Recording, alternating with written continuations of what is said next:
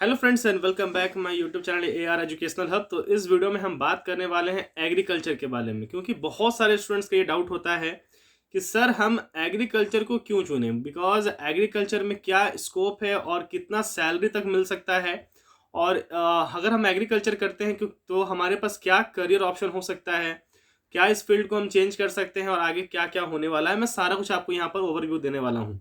सबसे पहले पहले अगर हम लोग बात करें एग्रीकल्चर के बारे में, तो आपको पता है एग्रीकल्चर के नाम से ही कि एग्रीकल्चर में क्या होता होगा, यानी इसमें बिल्कुल जो भी खेती होती है उससे रिलेटेड इसमें आपको सारा कुछ जानने को मिलेगा और देखने को मिलेगा, सीखने को मिलेगा। ठीक है, तो देखो सबसे पहले मैं बता दूं तो एग्रीकल्चर का जो जो कोर्स होता है वो लगभग 4 साल का होता है, जो कि एक अंडर ग्रेजुएट कोर्स है, यानी यूजी। यानी जब आप 12th पास आउट करते हो, इसका भी एक क्राइटेरिया है। जब आप 10th पास आउट होते हो तो आपका 11-12 में फिजिक्स, केमिस्ट्री, मैथ्स, बायोलॉजी होना चाहिए। या तो आपका बायो होना चाहिए या तो मैथ्स वाले भी इसको अब दे सकते हैं। ठीक है, प्लस आपका 50% मार्क्स होने चाहिए सारे सब्जेक्ट को मिलाकर। साथ ही साथ आपका इंग्लिश भी होना चाहिए। ठीक है, ये बात आप ध्यान दीजिएगा। और एक इम्पॉर्टेंट बात है, ठीक है, कि आपका जो एज लिमिट है वो लगभग 17.5 साल तक का होना चाहिए। अगर आप 16 के हो या 16.5 के हो तो आप इस फॉर्म को नहीं भर पाएंगे। लगभग मिनिमम जो एज रिक्वायर्ड है वो 17.5 साल, 17 साल ये होना ही चाहिए। ठीक है, इस तरह से ये बात आप लोग के लिए इंपॉर्टेंट है। बहुत सारे स्टेट हैं जो इस तरह का अपना एग्जाम कंडक्ट करवाती है, जैसे झारखंड कंबाइंड JCEC भी होता है, ICR का एग्जाम होता है, AICS का एग्जाम कुछ भी होता है, फिर BCEC भी होता है। तो इस तरह से बहुत सारे जो स्टेट है वो अपना एग्जाम कंडक्ट कराते हैं। ICR खुद भी इसको एग्जाम कंडक्ट करवाती है, इस एग्जाम के लिए, एग्रीकल्चर के लिए। ठीक है, CUET से भी यहाँ पर एडमिशन होता है, राजस्थान JET से भी एडमिशन होता है, MP PAT, फिर CG PAT, KCET, ये सब से भी एग्जाम होता है, एंट्रेंस ये सब का होता है। ठीक है, और जिससे आपको एडमिशन मिल जाएगा। जितना भी एग्रीकल्चर कॉलेज है उसमें आपको एडमिशन यहाँ पर मिल जाएगा। ठीक है, यहाँ पर अगर हम बात करें एलिजिबिलिटी की तो 10+2, जैसे कि मैंने बताया, physics, chemistry, maths, biology. Age जो है आपका 17.5 साल से ऊपर होना चाहिए। 50% रिक्वायर्ड है, आपका जितना भी सब्जेक्ट है उसमें ये होना चाहिए। और आप कोई भी इंट्रेंस, देखो इसमें आपको इंट्रेंस देना पड़ेगा। BSc एग्रीकल्चर के लिए आपको कोई भी अच्छे से इंट्रेंस को क्लियर करना पड़ेगा, तब जाकर आप यहाँ पर अपना एडमिशन करा सकते हो। प्राइवेट में कहीं ना कहीं आप बहुत जगह डायरेक्टली एडमिशन ले सकते हो, बट प्राइवेट में भी बहुत जगह है कि जहां पर आपको एंट्रेंस के बाद ही एडमिशन मिल पाएगा। ठीक है, और अगर हम बात करें इसका सिलेबस का, तो सिलेबस इसमें बहुत सारे हैं, लगभग 8 सेमेस्टर इसमें होता है।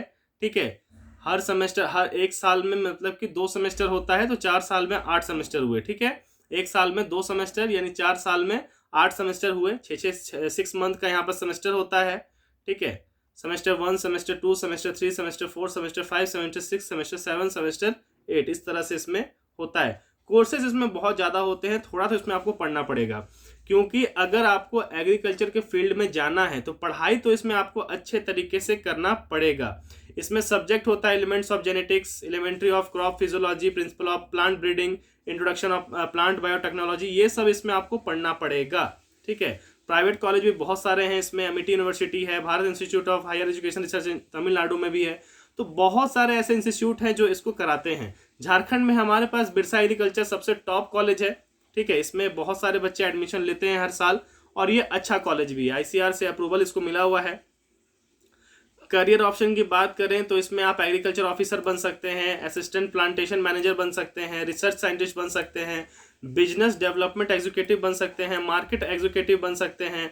अगर जॉब प्रोफाइल की बात करें तो इसमें ऐसा नहीं है कि जॉब नहीं मिलता है, जॉब का भी स्ट्रैटेजी बहुत अच्छा है इसमें। एग्रीकल्चर ऑफिसर जो होते हैं ये इसमें आप बन सकते हैं, प्लांटेशन मैनेजर जैसे कि मैंने भी बताया आपको, फिर एग्रीकल्चर रिसर्च साइंटिस्ट है, development officer, agriculture technician, marketing executive, plant breeder हैं, सीड टेक्नोलॉजिस्ट हैं, जो सीड टेक्नोलॉजिस्ट होते हैं ये इसमें आप इसमें जॉब पा सकते हैं। ठीक है, तो ऐसा नहीं है कि इसमें जॉब आपका ऑप्शन नहीं है, जॉब ऑप्शन बहुत अच्छा खासा है। बहुत सारे बच्चों का माइंड में रहता है कि सर इसमें बैंक भी आता है, बैंक जॉब रिलेटेड भी होता है क्या BSc एग्रीकल्चर में? तो हाँ, bank and insurance sector also field based lucrative high paying opportunities of BSc agriculture graduate, तो इसमें भी आपको ऑप्शन मिलता है। स्पेशलिस्ट ऑफिसर जो एग्रीकल्चर फील्ड में ऑफिसर होते हैं, फिर जूनियर एग्रीकल्चर एसोसिएट होते हैं, फील्ड ऑफिसर होता है, रूरल डेवलपमेंट ऑफिसर होता है, एग्रीकल्चर ऑफिसर होता है, और सबसे भारत का जो सर्वोच्च एग्जाम होता है जिसको हम लोग यूपीएससी के नाम से जानते हैं, तो उसमें भी आप लोग के लिए अलग से यहाँ पर सीटें रिजर्व होती हैं, जैसे आईएफएस, इंडियन फॉरेस्ट सर्विस, ठीक है।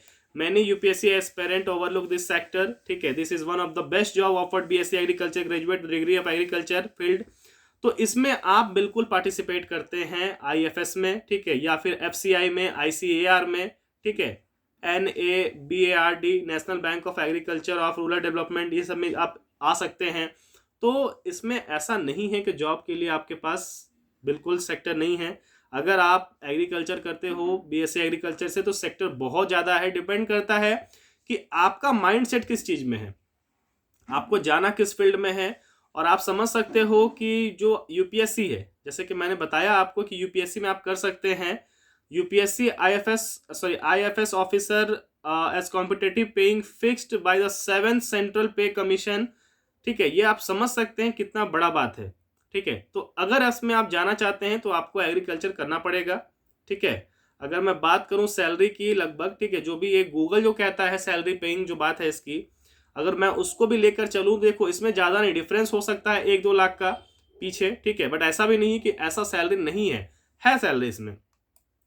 एग्रीकल्चर ऑफिसर जो होते हैं लगभग 9.5 लाख रुपया जो आपका पर एनम होता है, एवरेज सैलरी है। हाईएस्ट तो 15 लाख तक जा सकता है। फिर आईसीआर साइंटिस्ट का 7.5 से 16 लाख, एग्रीकल्चर एनालिस्टिक मत में इसमें 4.5 से लेकर 6.5 लाख, सेल्स ऑफिसर 4,90,000 से 10 लाख, इस टाइप से सारा है। रिसर्च एसोसिएट जो होते हैं 3.5 लाख से 4.5 लाख पर एनम जो होता है। प्लांट ब्रीडर के 7.5 लाख से लेकर लगभग 14 लाख तक हाईएस्ट। देखो सैलरी जो है इसमें है लाख पर एनम जो है, इसमें थोड़ा मोड़ा चेंजेस आ सकता है, लगभग 2 से 3 लाख का गिराव हो सकता है, सभी में नहीं, किसी में। जैसे कि अगर मैं प्लांट ब्रीडर की बात करूं तो इसमें 14 लाख हाईएस्ट सैलरी दिखा रहा है, 14.5 लाख, तो हो सकता है कि 11 लाख भी होगा।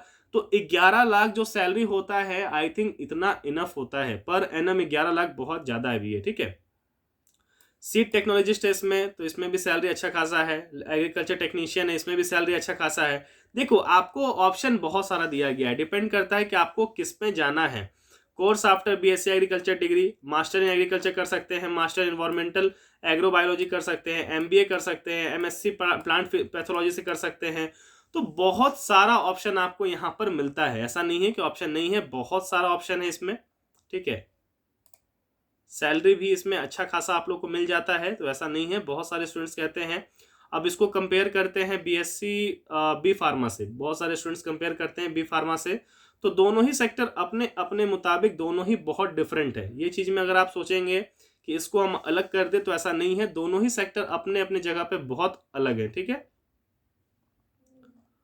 तो आई थिंक जो भी डिटेल है मैंने आपको बताया, क्योंकि देखो मोस्टली है कि बहुत सारे स्टूडेंट्स को यही जानना होता है कि सर सैलरी कितना मिलेगा, जॉब अपॉर्चुनिटीज़ क्या है, जॉब इसमें लगेगा नहीं लगेगा। तो जाहिर सी बात है कि लास्ट ऑप्शन यही बचता है कि सर इसमें जॉब कितना तक का लगेगा। तो ये सारा मैंने आपको बताया है, ठीक है। बाकी जो भी डाउट्स होगा आप पूछ लीजिएगा। झारखंड कंबाइंड में एग्ज़ाम होने का है, जल्द ही एग्ज़ाम होने वाला है। मुझे लगता है लगभग आपके पास 5 से 6 महीना का डिफरेंस आपके पास है अभी एग्ज़ाम को लेकर, झारखंड कंबाइंड में एग्रीकल्चर के लिए।